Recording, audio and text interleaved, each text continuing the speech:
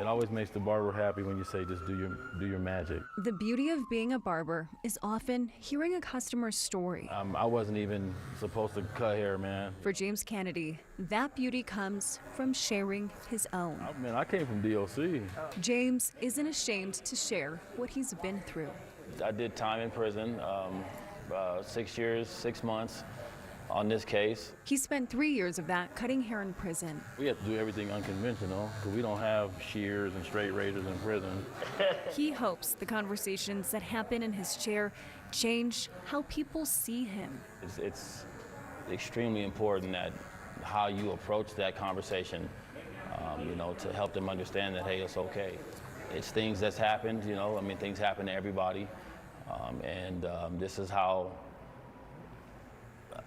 this is an opportunity for them to see it a little bit differently. James was worried before getting this job about getting a chance like this. You always have that fear of being judged and, that fear of not being able to get an opportunity doing something to one day be successful because of your criminal history. So that's something that definitely is always a concern for people like me.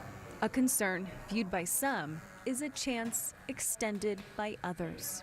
When you give somebody that's formerly incarcerated a chance, that's all they need. Just show me you believe in me, give me a chance, and I will blow you away.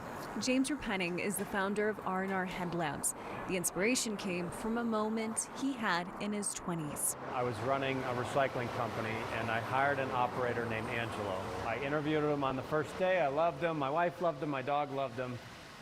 And then the next day I called to hire him, and he said, okay, thank you, that's great. I just think there's something you need to know about me before you hire me. I murdered my best friend when I was 18, and I've been in prison for the last 25 years.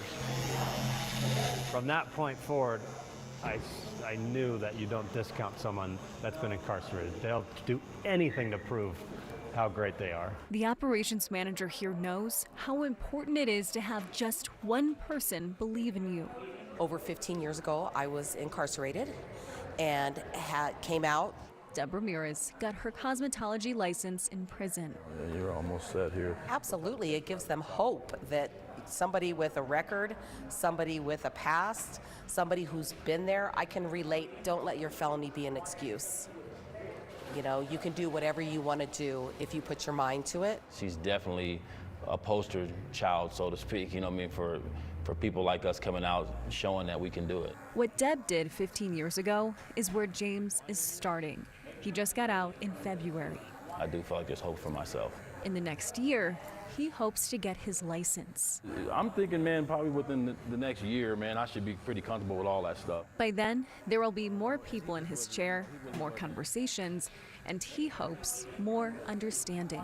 I believe in us being able to right our wrongs. And obviously, I get why society feels a certain way about people like us.